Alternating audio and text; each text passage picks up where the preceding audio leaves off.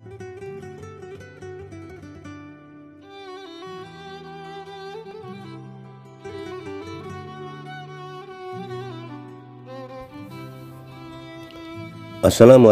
warahmatullahi wabarakatuh. Bismillahirrahmanirrahim. Alhamdulillahirrabbilalamin. Wassalatu wassalamu ala rasulillah. La hawla wa la quwata illa billah. Amma ba'du.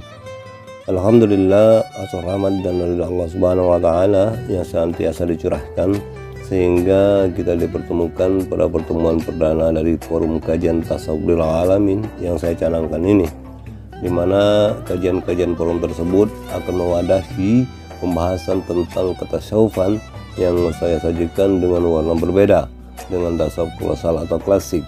Saya berusaha menampilkan wajah dari kajian forum tasawuf lil alamin ini lebih kontemporer atau modern, dengan harapan visi dan misi kajiannya dapat diterima oleh semua kalangan, mulai dari kalangan remaja, dewasa, dan juga orang tua. Ketika kita berbicara tentang ilmu agama Islam, ini adalah bahasan yang sangat luas cakupannya. Jika kita bahas di sini, maka pastinya ruang forum ini tidaklah mencukupi. Untuk itu, saya akan mencoba lebih memfokuskan kajian perdana ini kepada pengenalan ilmu tasawuf dan keberadaannya di tengah-tengah kalangan muslim khususnya. Sahabat sekalian, sebetulnya ilmu tasawuf ini telah tumbuh dan berkembang sejak lama, tepatnya sejak zaman Nabi Muhammad SAW. Ilmu tasawuf memiliki banyak manfaat, salah satunya dapat menjadi alat untuk menghadapi kehidupan ini. Terkait definisi tasawuf itu sendiri, terdapat keberagaman pendapat. Ada yang berpendapat kata tasawuf diambil dari kata safa, artinya bersih. Ada juga yang berpendapat bahwa tasawuf berasal dari kata sufah, yaitu sebuah kamar di samping masjid Rasulullah SAW di kota Madinah yang sengaja disediakan untuk para sahabat beliau yang miskin tapi memiliki iman yang kuat, di mana kebutuhan makan minum mereka ditanggung oleh orang-orang mampu di Madinah. Ada juga yang berpendapat kata tasawuf berasal dari kata saf, yaitu barisan-barisan saf dalam salat, sebab orang-orang yang kuat imannya dan murni ketauhidannya, murni kebatinannya, biasanya mereka sholat dengan memilih saf pertama. Namun beragam pendapat tentang definisi tasawuf di atas ternyata masih kurang tepat. Secara detail, Al-Junaid, salah seorang tokoh besar tasawuf, mengemukakan tasawuf adalah membersihkan hati dari apa yang mengganggu perasaan kebanyakan makhluk, berjuang menanggalkan pengaruh budi yang asal, yaitu insting, kemudian memadamkan sifat-sifat kelemahan kita sebagai manusia, menjauhi segala seruan hawa nafsu, mendekati sifat-sifat suci kerohanian, dan bergantung kepada ilmu-ilmu hakikat, menaburkan nasihat pada sesama manusia, memegang teguh janji dengan Allah dalam hal hakikat, dan menteladani syariat Rasulullah SAW.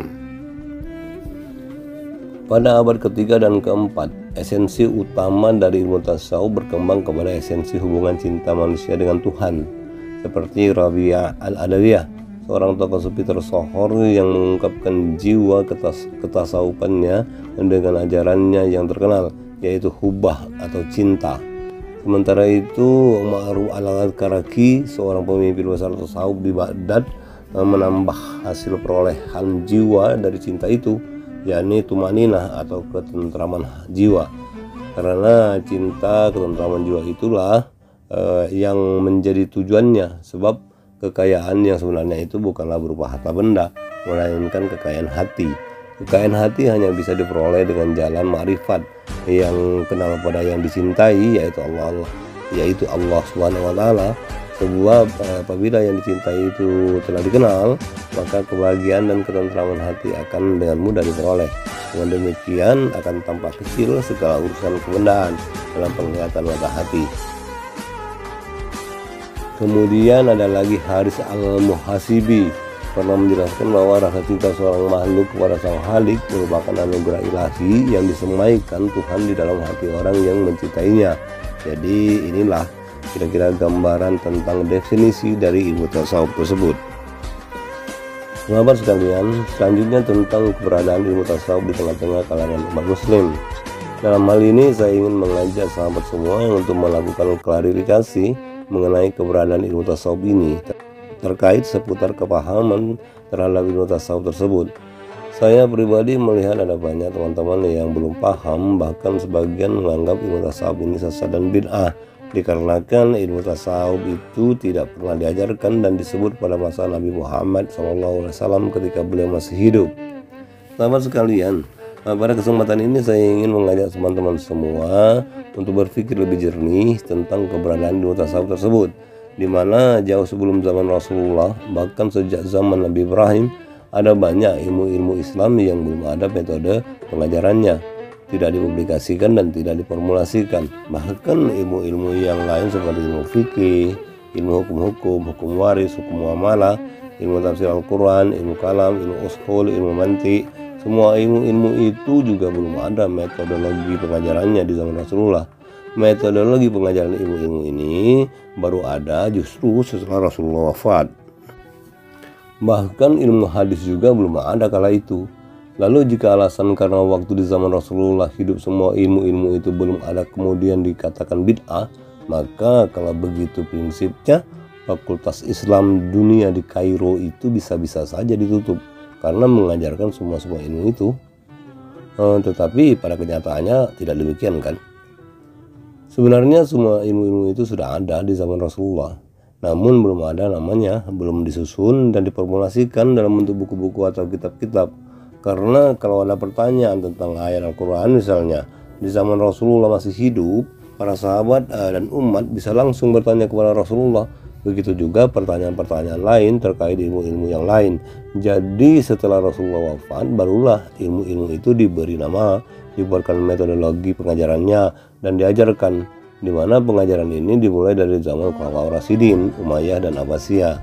Pengajaran ilmu-ilmu tersebut berkembang dengan pesat, yang pada akhirnya perkembangan itu dijadikan syiar Islam yang luar biasa dan menjadi alat utama dalam penyebaran Islam ke seantero dunia. Sahabat sekalian, ilmu tasawuf ini baru mulai berkembang di abad ke-8 Masehi, tapi Rasulullah sudah mempraktekkan ilmu tasawuf tersebut. Sebab itu juga berdasarkan perintah ayat Al-Quran. Salah satu contoh di dalam ilmu tasawuf itu ada namanya ilmu zuhud, yaitu sifat kesederhanaan, di mana dalam menjalani kehidupan ini tidak berlebihan, tidak keduniawian, tidak berpaut kepada harta dan kekuasaan. Semua itu diajarkan dan dicontohkan oleh Rasulullah. Sebelum diangkat menjadi Rasul, beliau adalah seorang bisnismen yang sukses dan kaya raya bersama istri beliau. Tapi setelah diangkat menjadi Rasul, justru beliau memilih hidup zuhud. Seluruh harta bendanya disumbangkan untuk syiar agama Islam. Hidup zuhud ini adalah salah satu inti dari ilmu tasawuf itu. Beliau memang tidak mengajarkan ilmunya dalam metodologi pengajaran, tapi beliau mempraktekkan dan menteladankannya kepada umat, sehingga para sahabat beliau pun mempraktekkan hidup zuhud ini. Kita semua pasti mengenal Khulafaur Rasyidin. Mereka semua adalah sufisme. Contoh Abu Bakar As-Siddiq. Beliau adalah saudagar kaya yang setelah memulai Islam mendermakan semua harta beliau untuk perjuangan syiar Islam. Bahkan diceritakan ketika menjabat sebagai khalifah, beliau sempat tidak mau digaji. Yang lebih menarik lagi, ketika Abu Bakar As-Siddiq ini menjelang wafat, beliau sumbangkan tabungannya untuk Islam dan hanya menyisakan sedikit untuk keluarga yang akan beliau tinggalkan. Ini benar-benar contoh yang sangat luar biasa untuk semua pemimpin dan sahabat Umar. Lebih hebat lagi, ketika beliau menjabat sebagai Amirul Mukminin, beliau tetap hidup sederhana. Ini semua adalah praktek-praktek kezuhudan, di mana kezuhudan adalah salah satu inti dari ilmu tasawuf. Begitu pula Utsman bin Affan dan Ali bin Abi Thalib. Dan Ali ini memiliki hidup sederhana dan sepenuhnya mendermakan hidupnya di bidang ilmu. Beliau terkenal sebagai sosok yang paling berilmu di antara semua sahabat. Beliau sangat menguasai ilmu-ilmu hikmah sehingga dijuluki gerbang ilmu. Sahabat sekalian, jadi praktek ketasawufan telah diamalkan oleh Rasulullah dan para sahabat beliau, dan barulah di abad ke-8 Masehi tasawuf diformulasikan sebagai sebuah ilmu di dalam Islam dan diajarkan kepada semua umat Islam. Sahabat sekalian, barulah pada abad-abad selanjutnya bermunculan tokoh-tokoh tasawuf dari Persia Di antaranya yang paling terkenal adalah Muhammad Nasr al-Khalad, Junaid al-Baghdadi, dan Abu Yazid al-Bustami. Ketiga tokoh ini hidup di era abad 9 dan 10 yang mewarai khazanah keilmuan tasawuf di masa itu. Ilmu tasawuf ini memiliki kedalaman makna yang bisa menstimulasi orang yang mempelajarinya untuk lebih mudah merasakan intuisi kedekatan terhadap Allah, yaitu ketauhidan. Tasawuf ini adalah keilmuan tertinggi di dalam Al-Quran Al-Karim yang dicontohkan oleh Rasulullah. Dan selanjutnya pada abad ke-11 hingga abad ke-13 muncullah tokoh-tokoh tasawuf di Indonesia seperti Abdul Hamid Al-Ghazali, seorang cendekiawan muslim yang ilmunya sangat banyak. Dan dia juga menguasai ilmu fikih dan ilmu hukum tata negara, ilmu filsafat dan sains, serta berbagai macam ilmu. Tapi puncaknya justru beliau belajar ilmu tasawuf. Satu buku beliau yang sangat terkenal adalah kitab Ihya Ulumuddin. Di dalamnya beliau mengajarkan bagaimana mensucikan jiwa, bagaimana cara mendekatkan diri kepada Allah, bagaimana sabar, ikhlas, qanaah, tawadu, rendah hati, dermawan, dan sebagainya. Itu semua adalah teknik-teknik amalia dari ilmu tasawuf yang diajarkan oleh Imam Al-Ghazali, sehingga beliau disebut sebagai tokoh sufi dengan konsep tasawuf amali. Selain Imam Al-Ghazali, ada lagi yang lebih fenomenal, yaitu Ibnu Arabi, di mana beliau mengarang lebih banyak kitab, kurang lebih 300 judul kitab yang beliau hasilkan. Dan yang paling terkenal adalah kitab Al-Hikam, yaitu ilmu teologi dan ilmu kalam, sebuah kitab yang mengkaji eksistensi Allah, yang kemudian konsep dari Ibnu Arabi ini dikenal dengan wahdatul wujud. Selanjutnya kita mengenal satu nama yang sangat fenomenal juga, seorang tasawuf yang hidup di Indonesia pada abad ke-13 tersebut, yaitu Syekh Siti Jenar, yang mana Syekh Siti Jenar ini mengembangkan pemikiran wahdatul wujud menjadi sebuah konsep ketauhidan, yaitu manunggaling kawula lan Gusti. Konsep ilmu tasawuf Ibnu Arabi dan Syekh Siti Jenar ini dikenal dengan tasawuf falsafi. Yang selanjutnya konsep tasawuf amali dan tasawuf falsafi ini dikombinasikan oleh satu tokoh sufi yang sangat fenomenal di masa abad ke-13 itu, yaitu Imam Abdul Qadir Al-Jailani, yang mendirikan tarekat Qadariyah yang telah dikembangkan di Indonesia menjadi tarekat Qadariyah wa Naqsabandiyah oleh Imam Ahmad Khatib. Sahabat sekalian, inilah definisi dan kisah perjalanan ilmu tasawuf dari sejak zaman Rasulullah hingga ilmu tasawuf dikenal di Indonesia. Dari kisah yang disingkat tersebut, kita harapkan dapat mengcounter pendapat-pendapat miring berkenaan dengan ilmu tasawuf dan para tokoh-tokohnya serta jamaahnya yang mempraktekkan ilmu tasawuf tersebut yang banyak dituding sesat.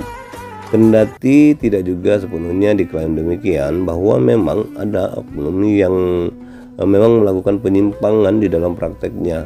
Namun sekali lagi ditegaskan bahwa itu adalah konspirasi oknum dan kelompok, bukan dari sisi keilmuan tasawuf itu sendiri, di mana kita tahu kisah bagaimana tokoh sufi Ibnu Arabi yang dianggap berseberangan dengan kepentingan politik negara pada waktu itu menyebabkan beliau ditangkap lalu dipenjarakan dan setahun kemudian diadili dan dijatuhi hukuman yang biadab, yang mana dakwahan sesat kepada beliau hanyalah fitnah belaka.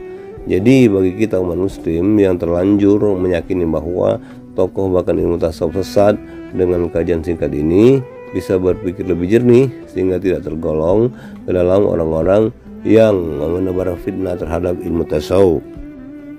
Sahabat sekalian, sampai di sini dulu kajian kita perdana ini.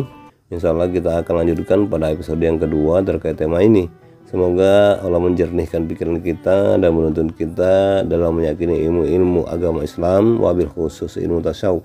Dengan demikian saya mohon undur diri. Terima kasih atas segala perhatiannya dan mohon dimaafkan atas segala kekurangannya. Semua kebenaran yang kita dapatkan dari kajian ini wabil khusus untuk saya pribadi, bahwa kebenaran itu semata-mata dari Allah Subhanahu wa Ta'ala, dan untuk semua kekurangannya adalah mutlak itu dari diri saya pribadi. Untuk itu saya mohon maaf yang sedalam-dalamnya. Sampai berjumpa lagi di tema kajian selanjutnya, dan salam tasawuf. Assalamualaikum warahmatullahi wabarakatuh.